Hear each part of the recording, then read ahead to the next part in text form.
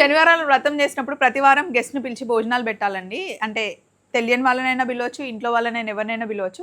First వారం మా ఆడపడుచు వాళ్ళని పిలిచాను, రెండో వారం అట్లా ఎవరో ఒకరు అనుకోకుండా వస్తూనే ఉన్నారు. ఈరోజు 6వ వారం మా పెద్ద చెల్లి వచ్చింది, సరిత.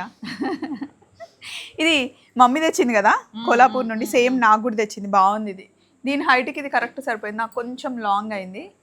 మమ్మీ ఈరోజు నువ్వు కూడా ఇక్కడనే ఉండాలి భోజనానికి. ఎవరో నన్ను అడిగారు, అమ్మ ఇంటికి రాదా ఇప్పుడు, మీ అమ్మ వాళ్ళ ఇంటికి వెళ్తాంటే ఎందుకు రాదండి, వస్తుంది, చాలా తక్కువ వస్తుంది. వాళ్ళు కూడా అడుగుతున్నారు తెలుసా, నువ్వు వస్తలేవని. ఎప్పుడో ఒకసారి వస్తుంది అనమాట. పిల్లలు అందరు ఉన్నాం ఈరోజు. అమ్మ తిట్టుగా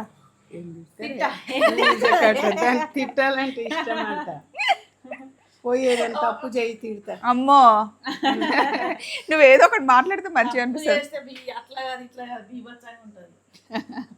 నేను ఎప్పుడు తిట్టి అయితేగానే అబద్ధం తిట్టి ఇట్లా ఉబ్బిపోయినా నేను నేను ఒక్కదాన్ని, ముగ్గురు తిట్టిండు నిన్ను, నేను ఒక్కదాన్ని కాదు.